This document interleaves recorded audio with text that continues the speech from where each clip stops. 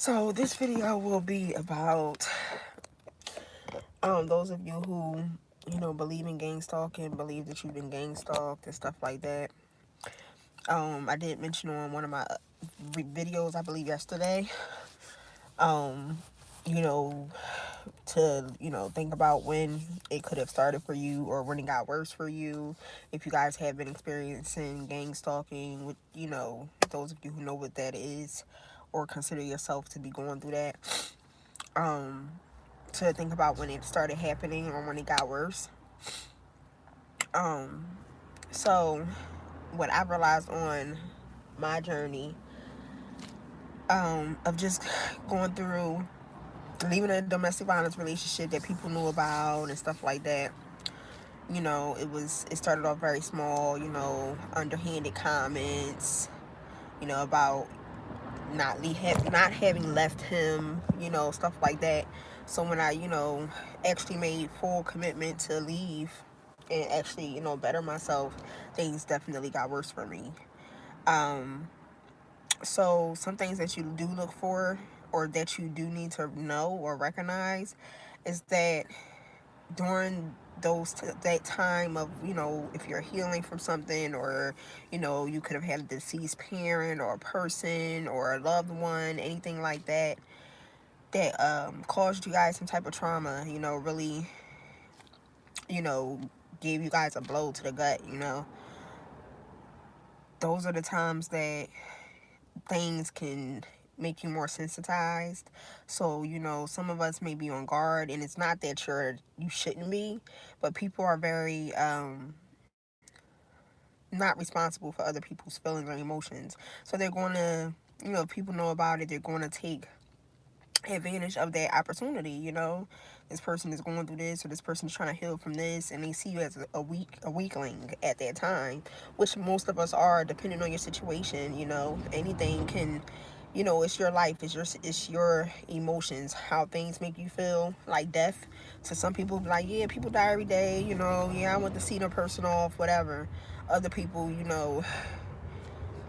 can really cause them to be distraught. So things that kind of triggered me and do trigger me, whether they know about it or not, or if they're doing it purposely or not. Sometimes people are not doing things purposely to gang stalk you, but it's that there's a traumatic experience connected to it. So say for example, when I was a child, I never liked marshmallows. Okay, I liked marshmallow, like s'mores with graham crackers and melted and stuff like that. I would eat that with chocolate and stuff. But when I was a child, I never liked Murray's. If you guys are, old enough, Murray's used to sell these marshmallow ice cream cones. They were shaped like ice cream cones, and they were marshmallow. And I used to buy them all the time. So I don't know which in my childhood at that time triggered me to not like them anymore. Like even today, if I see a marshmallow ice cream cone, I wouldn't want to eat it. It used to make me sick to my stomach. Like I would like, what's the word I want to use? It would be, um, I can't get the word right now, but I would completely like reject it. Like, ew, no, like get that shit away from me. Like that shit stink or whatever the case may be. So certain things I still don't know what triggered me at that time to stop liking marshmallow ice cream cones in the pack. Murray's used to sell them. And I don't know, but I stopped eating marshmallows at that, as a child during that time. Now, I'll eat Lucky Charms and stuff like that because they're, not soft. They don't look like those marshmallows. So I don't know what happened at that time, but that's just an example of like anything traumatic that our subconscious knows. We don't remember the exact event that actually happened, but we have something else that's less harmful that can um remind us of the situation, but like we have an adverse effect to something else around the situation and not actually that thing or that, situation, because we subconsciously put it behind us. We subconsciously, leave it in the, in the back of our minds to protect ourselves 9 times out of 10. Um, some of you guys, to be honest, I believe that when I was a child, I was probably put under, I probably was put under in a psychosis, like a meditative state, for me to block out something very traumatic in my life. I don't know what it is. But that is a possibility. Sometimes we do it on our own. Sometimes people, they're shamans and stuff like that. People know how to, you know, it's just like going to a therapist. Like, you see people laying on the couches, and they tell them to think about this, that, and the third, and they can bring up the situation to bring it back to their memory, but they also have the power, and it's not really power, but they also have the ability to, you know, try to block that out subconsciously for someone. So as I told y'all before, I don't know if I said it on this channel or not, but I've been in therapy since I was about 8 years old, 31 now. So I've been in therapy for over 15 years. And I'm quite sure as a child, I pretty much probably wouldn't have known if I was actually, put under some type of, I don't know what the word I want to use, but meditative state where, something that traumatic happened to me, or something that someone didn't want me to remember, could have been taken from me. So it's like I can't bring it back up at, in certain instances in my life. So that is possible. But I've also had a situation where, like, a lot of you guys would say, oh my God, it's the Matrix, the fire department is, targeting me. You have to think about, like, ambulances and stuff like that. If you guys were in a very traumatic experience where you had to be rushed to the hospital, that's, a connection to that traumatic experience. So every time you see an ambulance, you're like, oh my fucking God, they're still following me. And it gets overwhelming. So, like, a situation like 3 years ago, I was in the shower, but there was a fire on my block. And while I was in the shower, it was a fire. The smoke was so big on the block, I ran out the house. Like, I had clothes in front of me, but I was ass naked. Like, ass naked. And that was done purposely to me, because it was a bunch of men on the block with, like, phones and recording and shit. So I relate fire department, the fire department had to come. So when I see the fire truck, fire department, it irritates me, because I remember, verbatimly, that I was being targeted and gang stalked at the time.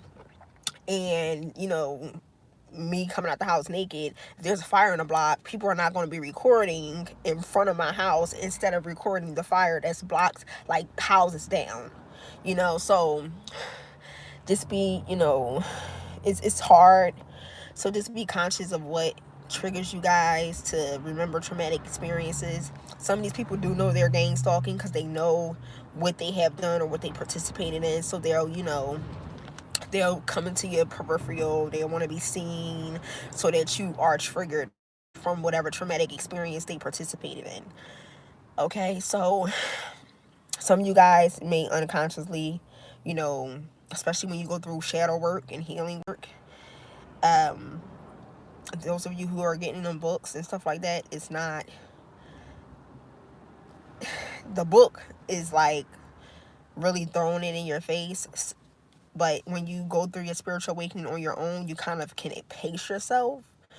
And I as I said, I've been into this since I was a child. So I would still say throwing yourself into shadow work and stuff like that is not really a good idea. I mean, it depends on what type of person you are, what type of, things you can handle, but it's not something to be thrown into. Like, I threw myself back into tarot and spirit because I went through traumatic experiences, near-death experiences, very abusive, relationship and marriage, and then also being a mother of young children, trying to protect them and needing to be as, hard as nails to be able to protect them, So when your own body is going into fight or flight, but then you have, 6 babies looking at you like, what are we about to do, or where are we going, or are we going to be okay, or it's very scary. So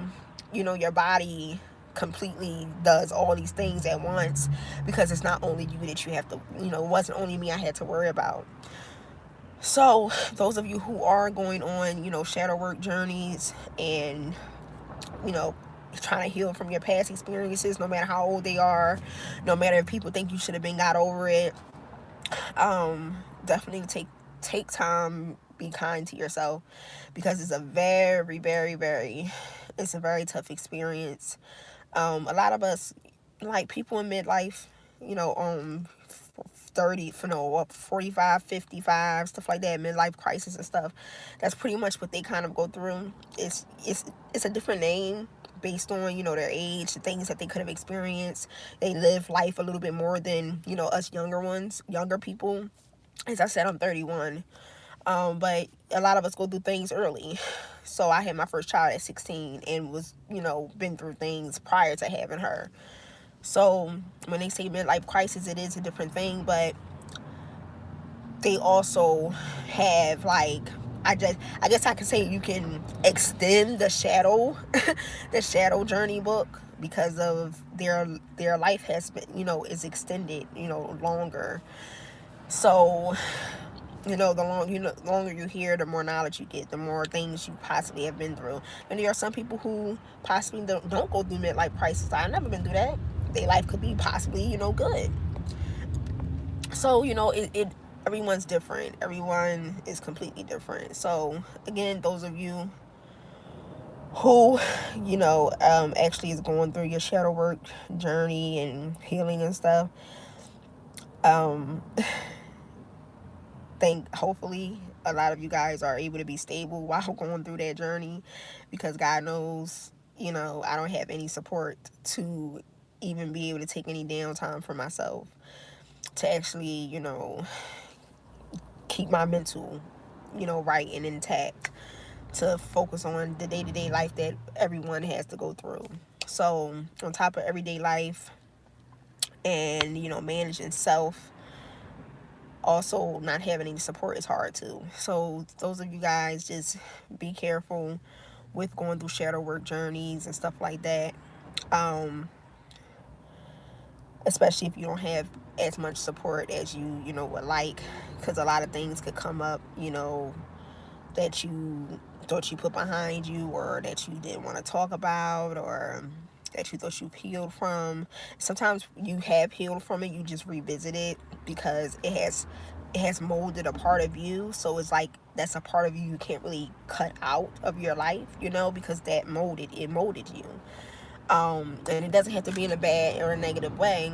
It's just a part of you, So yeah, that's what I wanted to make this video about. But as I said, some of you guys, your journey does not have to be public. As I said in the other video yesterday or the day before or something like that.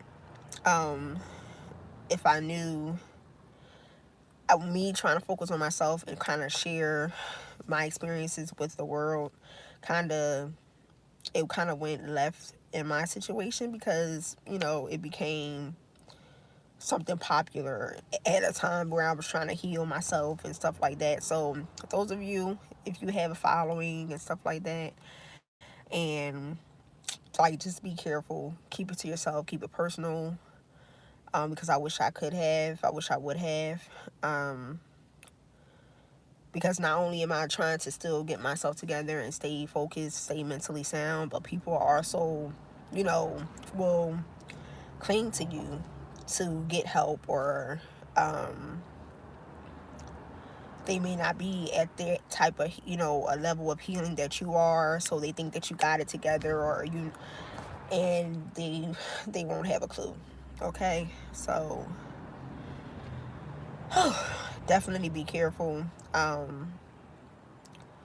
didn't know that I would have, like, I mean, I guess I can say following, but it's not really a following. Like, I have people that will come up to me wanting to talk and stuff like that, but I'm just not in that space of being able to support people in different ways at this time, you know So I might come off as like maybe bitchy or antisocial, stuff like that.